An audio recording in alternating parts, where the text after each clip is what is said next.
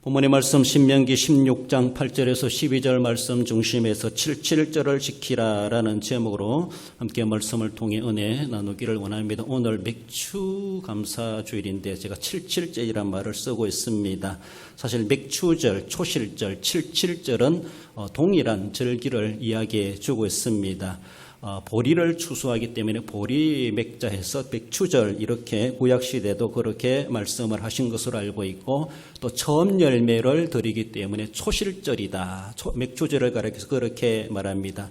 더 나아가서는 7주를 세워라 라고 하며 뒤에도 말씀드리지만 이른 초실절과 늦은 초실절이 있습니다. 이것이 약 50일 정도 간격의 차이가 있는데 아무튼 그래서 전체적인 모습에서 맥추절을 이야기하면서도 77절이다 이렇게도 말하게 됩니다. 77이 49, 그 다음날 50일째 되기 때문에 오순절이다 그렇게 말합니다. 순이라고 하는 것은 열을 이야기합니다. 그래서 다섯 개의 열, 그래서 오순절날 구약시대, 신약시대는 성령강림절로 그렇게 말을 하기도 하고 그래서 맥추절, 초실절, 77절, 오순절 다 동일한 절기를 두고 이래저래 의미로 다르게 호명하고 있다는 것을 이해하시면 좋겠습니다. 하나님께서는 이스라엘 백성들에게 적어도 3대 절기를 지키라고 말씀하십니다.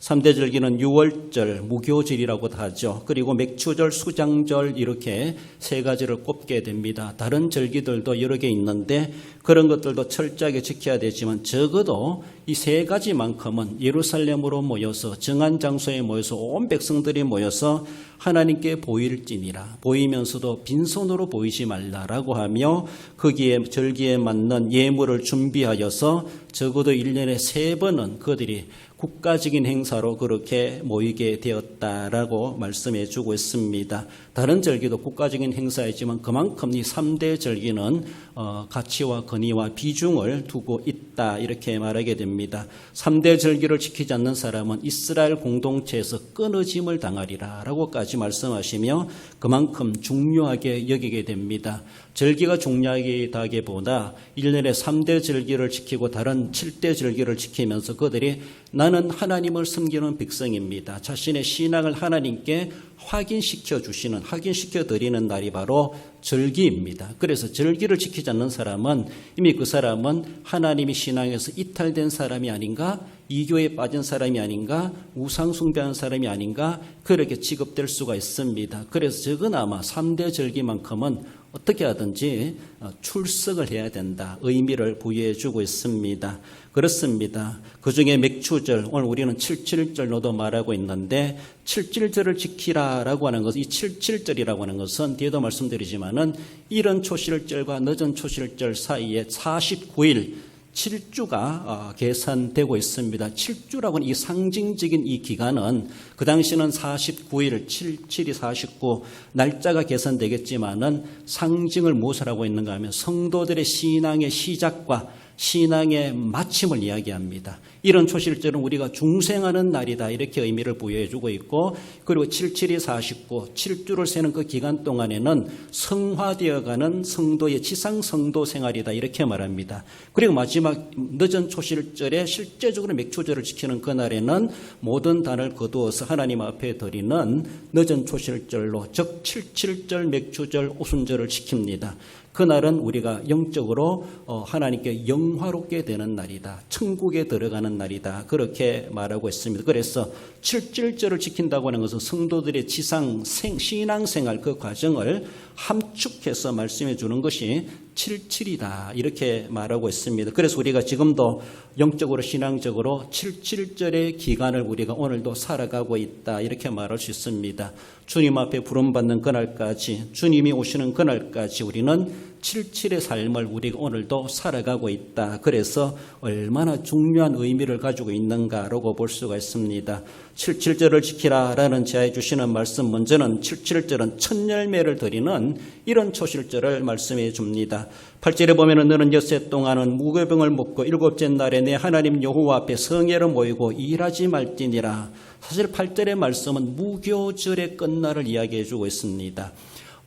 6월절이 있고 그리고 무교절이 있죠. 6월절은 1월 14일입니다. 1월 14일이라면은 6월절은 하루입니다. 이스라엘 백성이 양을 잡고 그날 밤에 양고기를 먹고 그날 새벽에 출애굽하게 된 그것을 기념하게 되죠. 그리고 그 다음날 1월 15일을 무교절의 첫날이다 그렇게 말합니다. 그 일주일 동안 지나고 일주일 이후에 8일째 되는 날에 오늘 본문에 엿새 동안은 무교병을 먹고 일곱째 날에 내 하나님 여호와 앞에 성회로 모일지니 무교절의 마지막 날을 이야기해 주고 있는데 사실은 이때 무교절이라고 하는 것은 6월절 바로 그 다음 날, 일반적으로 날짜로 볼 때는 1월 15일이 되겠지만은 유대력으로 또 이렇게 말을 하기도 합니다.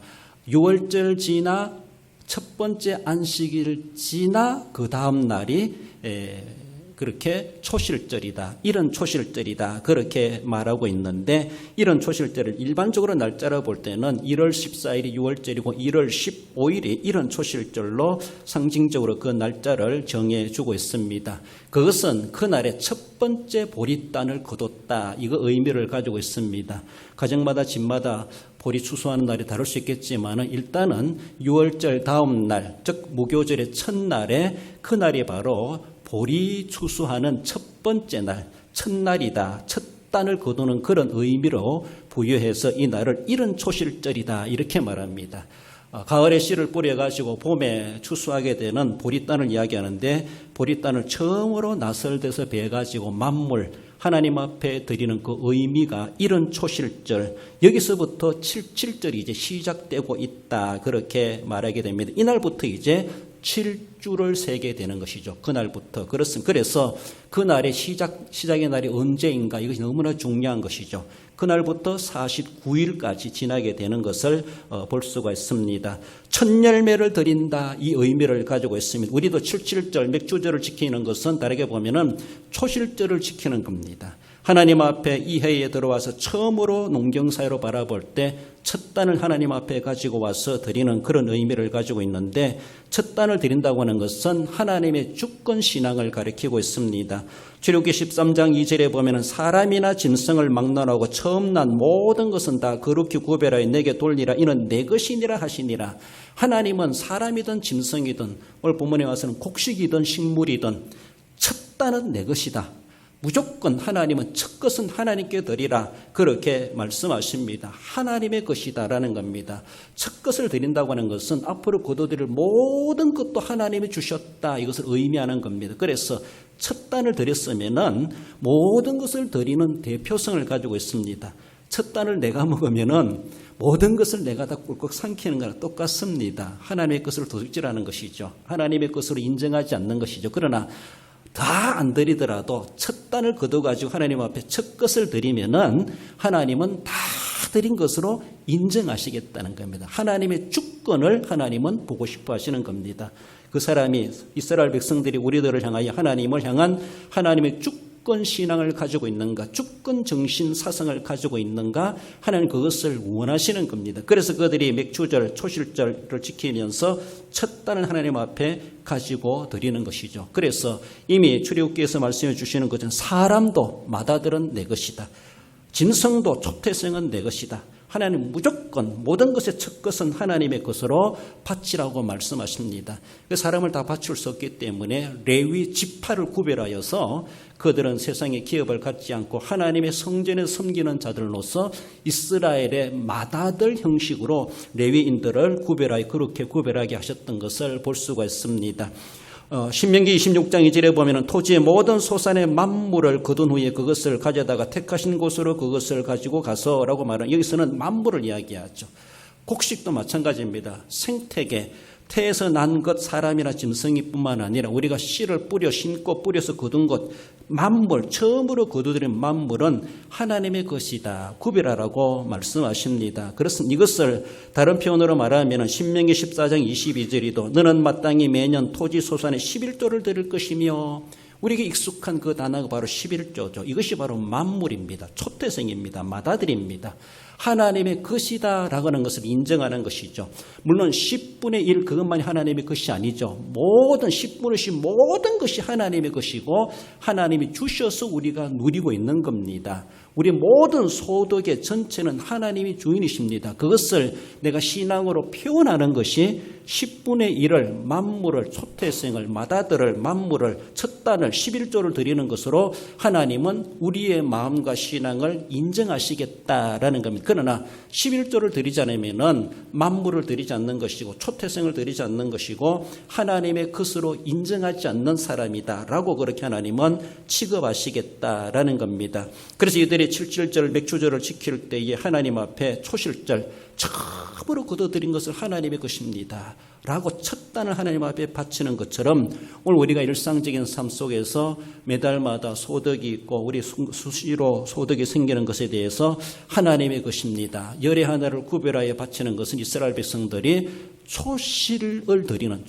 드리는 거나 똑같은 의미를 가지고 있다라는 겁니다. 그렇습니다. 이것은 더 나아가서는 첫 열매라고 하는 것은 예수님의 부활의 첫 열매로 말씀해 주십니다.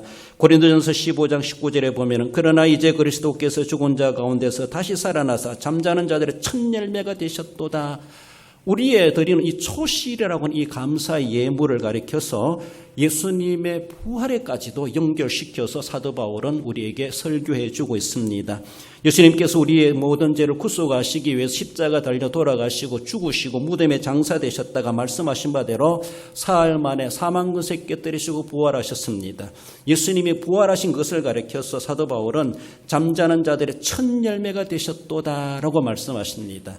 우리의 모든 신앙은 예수님의 부활의 첫 열매에 참여하는 것입니다.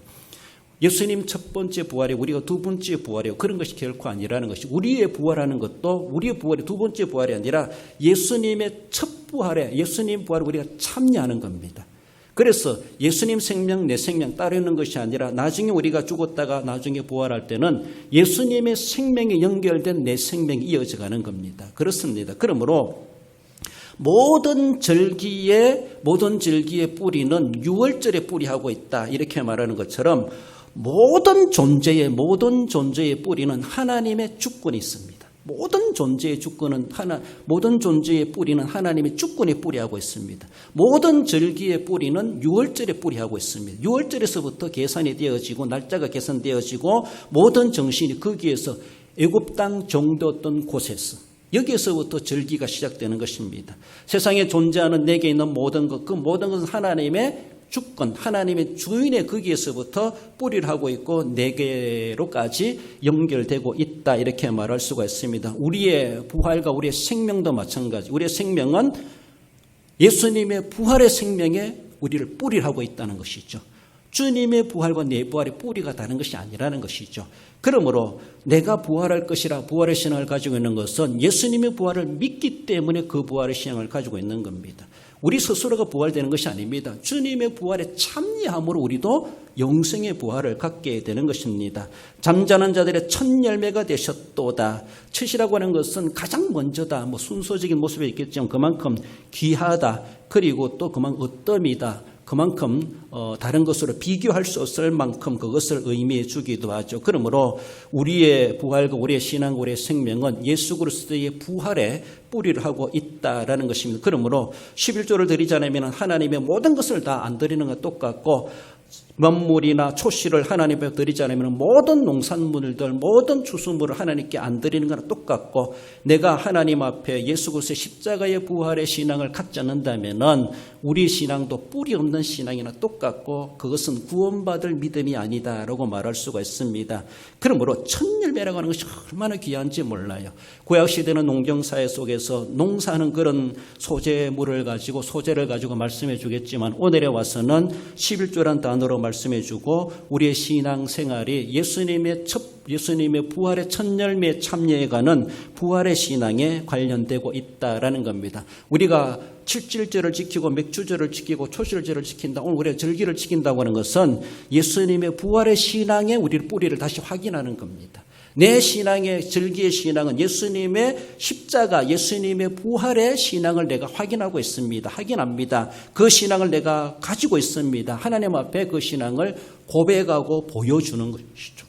그러므로 평상시 신앙생활도 그러하겠지만 더욱이 절기를 통하여서 정말 잠자는 자들의 첫 열매가 되셨도다. 하나님, 내가 이렇게 초시를 주님 앞에 드립니다. 이것은 오늘에 와서 신약으로 바라본 내가 주님의 부활의 열매에 나도 참여하게 됩니다. 라고 하는 스스로 고백하는 것이고 주님의 부르심에 거기에 참여하는 자, 동의하는 자이다라는 겁니다. 그러나 초시를 드리지 않는다는 것은 예수님의 부활에도 무관한 인생이 될 수밖에 없다라는 것을 말씀하기 때문에 얼마나 중요하고 귀한 것인가라는 것을 우리 알아가야 할 것입니다. 77절 맥주절은 실제적으로 하나님 앞에 첫 열매를 드리는 것이다. 11조를 드리는 것이다. 주님의 첫 부활의 첫 열매에 참여하는 것이다 라는 것을 말씀하십니다. 나아가서 77절을 지키라고 하는 것은 수학기 카운트 오메르를 말씀해 줍니다. 9절에서 보면은 7조를 셀지니 곡식에 나설되는 첫날부터 7조를 세어 내 하나님 여호와 앞에 77절을 지키되, 이 말씀드린 것처럼 하나님께서는 이 77절이라고 하는 것은 여러 절기들 가운데서도 날짜 계산을 해서 지키라라고 유일한 절기가 바로 77절입니다. 다르게 보면 맥추절이죠. 초실절이죠. 그래서 그 말을, 그 절기를 77절, 그래서 다른 절기는 어떤 날짜 계산이 그렇게 이미 날짜가 딱 정해졌죠. 7월 1일은 나팔절, 7월 10일은 대속제일, 1월 14일은 6월절 하는 것처럼, 그래서 이렇게 날짜를 계산해서 그 다음 날짜가 되는 날이 49일 그리고 50일째 되는 날이 바로 하나님 앞에 지켜야 77절이다. 그렇게 말씀하고 있습니다. 그러다 보니까 어쩌면은 77절에 계산하는 방법이 이렇게 저렇게 할 수 있겠지만 일반적인 모습에서 6월절을 지나 첫 안식일을 지나 다음 날, 6월절 지나 안식일을 지난 다음 안식일 이튿날, 그날이 바로 첫 번째 카운트 오메르 첫 번째 날입니다. 그날부터 계산을 하게 되니까 해마다 다를 수가 있어요. 그렇잖아요. 6월절을 지나서 안식일이 그 다음 날이 될 수가 있고 이틀 후에 될 수가 있기 때문에 해마다 카운터를 하는 날짜가 정해지지 않았다는 겁니다. 77의 날짜가 해마다 정해지지 않았다는 겁니다. 일반적인 모습이 그렇게 말합니다. 그래서 계산을 해서 49일째, 그리고 그 다음 날 오순절 날을 지키라 하나님은 말씀하셨습니다. 그래서 이것을 가리켜서 오메르 1, 오메르 2, 오메르 3 계속 그 백성들은 하루하루에 지나면서 날짜를 계산을 해 가야 됩니다. 저 집 날짜, 이 집 날짜 다른 것이 다르면 안 되죠. 시작 날짜를 정확하게 알아야 될 것이고 그날부터, 그리고 49일이 언제고 50일째가 며칠째인가. 그래서 우리의 오늘 달력으로 보면 이 표시해 주면 너무 좋겠죠. 그 당시는 그런 달력이 쓰는지 모르지만 아무튼 그들은 그래서 오메르 1, 오메르 2, 그래서 오메르 49라고 하며 그 다음 날은 오순절 날이다라고 하며 하나님 앞에 대대적으로 하나님 앞에 77절 맥주절 늦은 초실절을 지키게 되었다라는 겁니다. 민수기 28장 26절에 77절 처음 익은 열매를 드리는 날에, 처음 익은 열매를 드리는 날에 이렇게 말씀하죠. 레위기 23장 15절에서는 안식일 이튿날 곧 너희가 요제로 곡식단을 가져온 날부터 세어서 7 안식일의 수요를 채우고 7 안식일 이튿날까지 합하여 50일을 계수하여 새 소제를 여호와께 드리되라고 말씀하십니다. 6월절을 지나 안식일 이튿날, 6월절 지나고 첫 번째 안식일을 맞이한 그 다음 날부터 50일 날짜를 계수하라, 그렇게 레위기에서 말씀해 주십니다. 그래서 그날을 77절로 오순절로 지키라 그렇게 말씀하시는데, 첫날은 이런 초실절이라면은 49일이 지나고 나서 절기를 지키는 것은 늦은 초실절이다 이렇게 말합니다. 전체적인 모습을 77절이라 그러고 전체적인 모습을 맥주절이라 그럽니다. 그래서 그 맥주절의 기간을 넓게 보면은 50일 간격이 50일 간격. 첫 번째 날에는 보리단 한 단을 처음으로 거둬들이는 것을 의미를 부여해주고, 마지막 50일째 초실절은 밀을 추수해가지고 하나님 앞에 밀빵을 가지고 하나님 앞에 예물로 드리는 것이 바로 늦은 초실절. 그래서 50일 간격이 있지만 전체로 바라보면 이것이 77절이고 맥주절이다 이렇게 의미를 이렇게 말씀해 줍니다.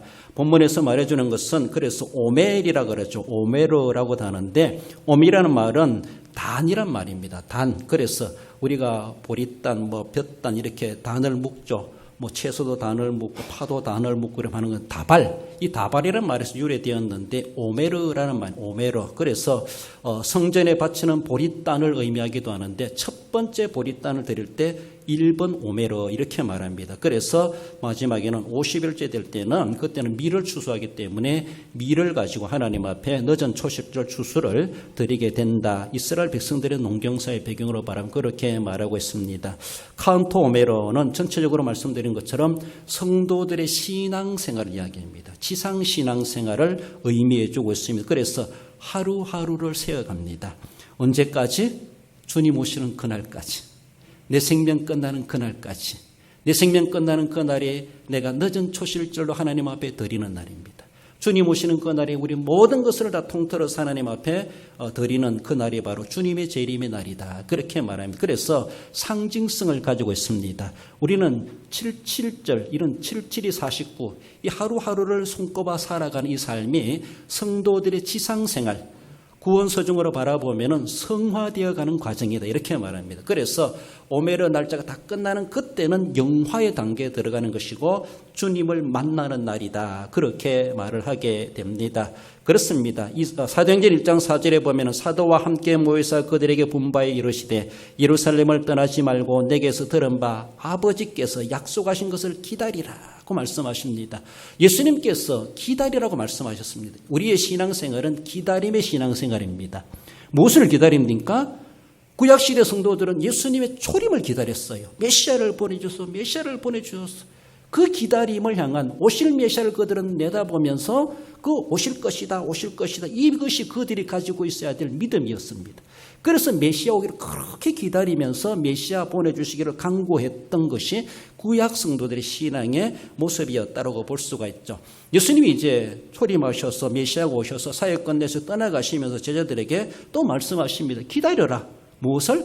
그때 제자들은 성령을 기다리는 것이죠. 성령 강림을 기다리는 것이죠. 그러시면서 또 한 가지 남겨두신 것은 마지막으로 예수님이 우리 하나님께서 기다리라 하시는 것은 재림입니다. 초림도 이루어졌고 성령 강림도 기다려서 이루어졌습니다. 이제 마지막 한 가지 약속이 남아있는데 그 기다림에 우리가 약속이 성취될 것이 예수님의 재림이 아직 안 이루어졌다는 것이죠. 그 날을까지 기다려라. 사도들도 아버지께서 보내실 성령을 기다리라고 하는데 몇 날 며칠을 기다려야 될지 예수님이 열흘만 기다리라 이래서 얼마나 좋았을까요? 나중에 알고 보니까 열흘이더라고요. 모릅니다. 언제까지 떠나지 말라는 것인지. 환난 핍박이 많은 예루살렘인데 여기 있다가 안전이 보장되지 않는 곳인데 주님은 떠나지 말라는 것입니다. 무턱대고 떠나지 말라 하시고 떠나가신 우리 주님, 그것을 믿고 기다렸던 사람이 120명이 아닙니까? 500명의 사람들 중에 그래도 그들은 믿고 기다렸습니다. 위험을 무릅쓰고라도. 그러니까 그들은 성령 충만함을 받게 되었고 기다림의 신앙의 약속을 성취받은 사람들이다라고 말할 수가 있죠. 예수님의 재림도 마찬가지입니다. 아직도 안 오시는가 보다. 재림이 없는가 보다. 재림 신앙이 희미해져 가고 세상으로 물들어져 가고 세상으로 돌아가는 그런 사람들. 기다리지 못하고 그 기다림에 지쳐있는 그런 모습들. 그런 환난과 핍박이 있을 때 더욱더 기다리지 못하고 등 돌리는 그런 사람들이 얼마나 많은가. 우리 신앙생활은 기다림의 신앙생활입니다. 성화의 과정입니다. 성화의 과정은 그렇게 쉬운 일이 아니죠. 늘 넘어졌다 일어났다 깨어졌다 또 회복되었다가 늘 엎치락뒤치락 하면서 우리 신앙이 단련되어지고 성장해가는 많은 시험과 환난과 핍박과 고난이 많은 세상의 삶을 살아가고 있는 것이 성화의 과정입니다. 이것이 바로 기다림에 사는 성도들의 삶의 신앙의 요정이다라는 겁니다. 여러분 이스라엘 백성들이 77을 계수하면서 날짜를 세면서 하루하루를 기다립니다. 하루를 계산하면서 끝날 때까지 마지막 날까지 끝까지 기다려야 되는 것이죠. 그것입니다. 그것처럼 오늘 우리의 삶 속에서도 주님의 약속이 성취되는 그날이 열흘일지 10년이 될지 100년이 될지 앞으로 몇 년이 될지도 모르겠습니다만은 우리 주님은 기다리라 말씀하시고 훌렁 떠나가 버리셨습니다. 우리는 그 기다림의 신앙을 가지고 재림 신앙을 가지고 언젠간 이루어질 것이다. 밑도 끝도 없는 그런 기다림이 아니라 분명히 예수님의 초림이 이루어진 것처럼 예수님의 성령 강림의 약속이 이루어진 것처럼 예수님이 마지막 약속 한 가지는 재림인데 그것이 아직도 이루어지지 않았지만 분명히 이루어질 것을 우리는 믿고 기다리는 것이 지상 성도 생활의 신앙생활의 여정이다라고 말씀하십니다. 사도행전 1장 11절에 너희 가운데서 하늘로 올려주신 이 예수는 하늘로 가심을 본 그대로 오시리라 라고 말씀하십니다. 그래서 우리는 그날이 언젠가 우리는 지금 카운터 오메로 하고 있는 겁니다. 카운터 오메로. 그 하는 가운데 많은 바람도 있고 비도 있고 풍랑도 있고 어려움도 있고 배고픔도 있고 있지만은 그러나 하루하루를 손꼽으며 기다리며 살아가는 것이 그날이 언제인가. 하늘에 이상한 구름만 떠도 이제 주님 저기로 오실런가. 주님 오실 날을 기다리며 고대하는 이것이 지상 성도 생활 카운터 오멜의 삶을 살아가는 우리들의 삶인데 이때는 온 이스라엘 백성들이 수학기입니다. 수학기. 초실절 첫 단을 베는 그때부터 마지막 달 다 베는 그날까지 수학기입니다. 수학이 뭡니까? 수학 안 하고 놔두면 다 꼬시라지고 들짐승의 밥이 되는데 내버려 둘 수 있죠. 그러니까 우리가 수학해야 돼요. 우리의 지상생활 속에서는 우리가 수학하는 기간입니다. 믿음이 커가야 되고 달란트를 많이 남겨야 되고 주님 앞에 설 때 내가 이렇게 많이 추수했습니다. 이렇게 많이 남겼습니다. 이렇게 하나님이 주셔서 내가 많은 것을 추수했었습니다. 수학기를 살아가고 있습니다. 우리가 지금. 이때의 신앙 성장하지 못하면 성장할 기회가 없습니다. 이때 우리가 남길 것을 남기지 못하면 주님 딱 오시면 보좌에 설 때 한 달한테 받은 종처럼 그런 취급을 당하고야 말 것입니다. 지금은 수학기입니다. 카운트 오메러 이건 수학기입니다. 그러면 이때 우리가 부지런히 일해야 되고 부지런히 하나님 앞에 게으르지 말고 열심을 품고 주님을 숨기고 기도하고 정말 하나님이 원하시는 그 모습 그대로 실망시켜드리지 않기 위해서 몸부림쳐가는 우리의 모습들이 되고 영적으로 육적으로 많은 것을 남기는 우리의 삶이 되는 것. 이것이 바로 77절을 기다리며 77절을 계산하며 살아가는 이스라엘 백성들이 오늘 우리에게 주시는 바로 수학기의 삶이다라는 겁니다. 마지막으로 77절에 지키라고 하는 것은 갈무리 할 날이 있다고 하는 것을 말씀합니다. 늦은 초실절이죠. 12절에 너는 애굽에서 종되었던 것을 기억하고 이 교례를 지켜 행할지니라고 말씀하십니다. 이스라엘 백성들의 모든 절기와 감사의 시작은 애굽 땅 종되었던 곳 거기에 그것을 기억해라. 무엇을 기억합니까? 거기에서 하나님의 주권적인 은혜로 그들을 출애굽해 하시고 구원해 내셨다는 것이죠. 그리고 약속의 땅 가나안에 들어가게 하셨다라는 것을 분명하게 기억하고 그 은혜의 구속의 은혜의 발로에서 하나님 앞에 감사라는 겁니다. 첫 단을 거두든지 마지막 단을 거두든지 애굽 땅 정도였던 곳에서 나를 구속해 주신 하나님, 구속의 은혜에 감격을 가지고 첫 단부터 마지막 단까지 하나님 앞에 수확을 해서 그래서 감격스럽게 갈무리해가지고 하나님 앞에 늦은 초실절 실제적인 맥추절을 지키라고 그렇게 말씀하십니다. 갈무리한다는 것은 마감한다, 정리, 저장, 간수한다 이런 의미를 가지고 있습니다. 늦은 초실절은 연종, 연말, 더 나아가서는 종말이라는 말로 의미를 전해주고 있습니다. 첫 달, 보릿단 첫 때는 이런 초실절이지만 마지막 미를 거둘 때는 늦은 초실절이다 이렇게 말합니다. 그때는 연말을 상징하고 종말을 상징합니다. 내 인생의 끝을 상징해 주고 있습니다. 그때까지 다 거두는 걸 모아가지고 하나님 앞에 감사를 드리는 것이 실제적으로 77절이요 맥추절이다 이렇게 말합니다. 이스라엘 절기로 바라본 수장절과도 연관되는 그런 의미를 부여해 주고 있습니다. 그렇죠. 이런 초실절은 중생을 이야기한다면 수학기 이런 77절에 77일 동안 살아가는 그동안에는 성화의 기간을 이야기하기도 하고 그리고 늦은 초실절은 영화를 표현한다 이렇게 말을 하고 있습니다. 제대로 초실절을 드리는 중생한 사람이 성화되게 되어져 있고 성화를 바르게 해간 사람이 마지막 영화로운 단계에 이르게 될 것이다 라는 것을 말씀해 줍니다. 그러므로 처음도 중요하고 과정도 중요하고 잘 마치는 것도 중요하다라는 것이죠. 사도 바울처럼 달려갈 길을 마치기까지 내가 믿음을 지켰으니 라고 말하는 것처럼 생명다는 그날까지 믿음의 줄을 놓치지 아니하고 늘 경건의 삶, 영성 있는 삶을 살아갔던 그런 삶이 얼마나 중요한가. 그러니까 의의 면류관을 소망한다라고 말하는 것처럼 우리에게 그러한 소망을 주고 있습니다. 현재 교회 생활을 통하여서 우리가 영적 수학기를 살며 점진적인 성화를 이루어져 가게 돼 있고 언젠가는 우리의 생명 마감하는 그날에 우리는 늦은 초실절로 그동안 내가 수확한 것 가지고 하나님 앞에 서게 될 날이 우리도 머지않아 우리 앞에 도래되게 될 것을 말씀하십니다. 각자가 그날이 언제인지 각자가 다를 수가 있고 우주적인 모습에서는 주님 재림하시는 그때 모든 지상의 사람들이 주님 앞에 살아온 그날들을 다 수확한 것을 모아가지고 주님 앞에 판가름 날을 받을 날이 있다는 것을 성경은 분명히 말씀하고 있습니다. 우리의 생명과 인생과 믿음 생활에 마침이 분명히 있습니다. 끝이 없는 것이 아니라 끝이 있다는 것을 말씀하죠. 그래서 그때까지 믿음 생활, 인생 생활 어떻게 왔는가 주님 분명히 심판하실 것이다 라고 하는 것을 말씀하며 이스라엘 백성들로 바라볼 때 이제 이런 초실절에서 늦은 초실절 49일, 50일을 지나기까지 마지막 이제 맥추절을 지키면서 그들이 드리는 예물이 무엇인가 보면요. 레위기 23장에 보면 이렇게 말합니다. 드릴 예물은 새 소재 10분의 2 에바로 만든 2개의 밀떡으로 하나님 앞에 요제로 흔들어 드리라. 요제로 떡을 드리는 것이고 그리고 어린 양 7마리, 송아지, 수송아지 1마리, 순양 2마리로 번제물을 삼으라 이렇게 말합니다.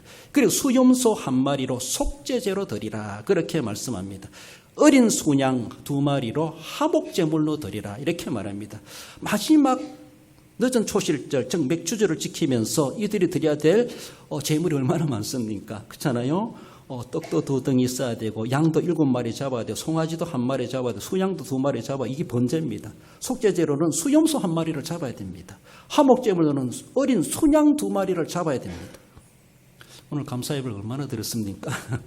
우리가 드려야 될 것이 얼마나 많은가. 물론 이것은 개인마다 드리는 그런 것이 아니라 이스라엘 전체적인 상징적으로 대표적으로 드리는 그런 제물을 이야기하겠지만은 지금까지 지내온 것 하나님의 크신 은혜입니다.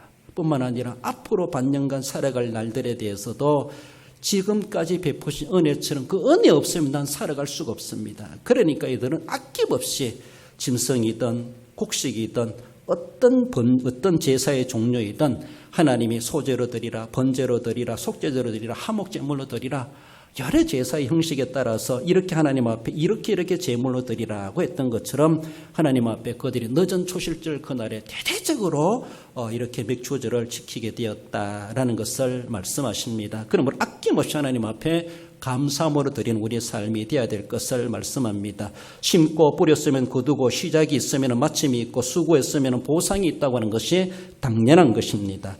그래서 이 절기를 통해서 우리는 하나님과의 관계가 회복되어지고 이웃과의 관계도 분명하게 회복되는 절기가 되어야 될 것을 말씀하십니다. 막힌 것은 뚫어야 되고 맺힌 것은 풀어야 될 것이고 닫힌 것은 열려지도록 해야 될 것이고 얻은 것은 밝게 되도록 해야 될 것이고 하나님과의 관계, 이웃과의 상호관계가 회복되는 계기가 바로 절기이다라는 것을 중요한 의미를 말씀해 주십니다. 11절의 말씀이죠. 읽어봅시다. 너와 내 자녀와 노비와 내 성중에 있는 레위인과 및 너희 중에 있는 객과 고아와 가부가 함께 내 하나님 여호와께서 자기의 이름을 두시려고 택하신 곳에서 내 하나님 여호와 앞에서 즐거워할지니라. 할렐루야. 그렇습니다.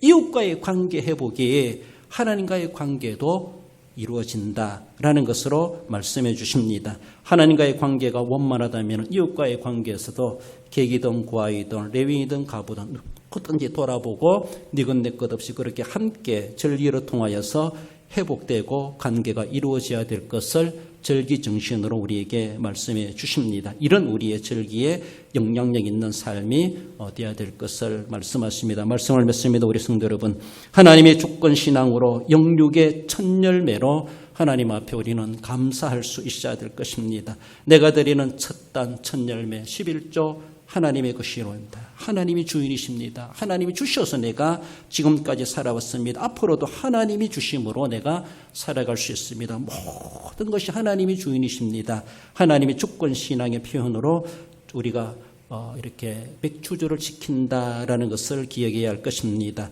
나를 계수하며 영육으로 수확하고 성화됨으로 감사해가는 삶, 날마다 성화되어 가죠. 날마다 하루하루를 계산해 가면서 하루하루가 의미가 없는 삶이 되지 않도록 정말 의미 있는 삶이 될 수 있도록 하루가 다르게 커가더라 이렇게 말하는 것처럼 남다른 그런 성장이 있고 성숙이 있고 주님 앞에 남김 있는 그런 카운터 오메르의 신앙생활이 우리에게 있어져 가야 할 것입니다.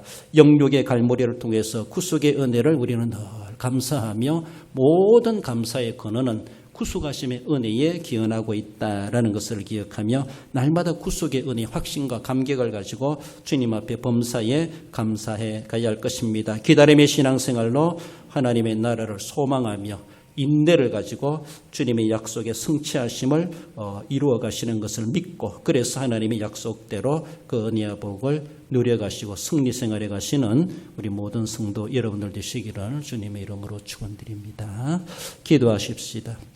우리 하나님 아버지 은혜를 감사드립니다. 지난 반년간도 하나님 은혜 가운데 지내오게 하시고 이제까지도 인도하신 하나님, 우리 하나님의 크신 사랑과 은혜를 감사하며 맥주절로 지키게 하심을 감사드립니다. 우리 하나님 아버지, 우리의 첫 것을 하나님께 드립니다. 우리 인생 여정 모든 것을 통하여서 열심히 부지런히 일하여서 하나님께 많은 것을 남겨서 부끄럼 없이 남긴 대로 주님 앞에 드리기를 원합니다. 많은 영적 수확이 있게 해 주옵소서. 그래서 갈물이 되어질 때 주님 앞에 서기에 부끄럽지 않고 잘했다 칭찬받기 합당한 우리 모든 성도들 되게 해 주옵소서. 앞으로 반년간 지날 때에도 앞으로 저희 살아가는 모든 날들 가운데도 순탄한 길로 인도하시고 저희들의 가는 길에 평강 있게 하시고 성령님께서 은혜로 동행하여 주시며 승리하는 귀하고 복된 삶이 펼쳐지도록 역사하시며 영광 받으시기를 원하오며 거룩하신 예수님의 이름으로 기도드리옵나이다. 아멘.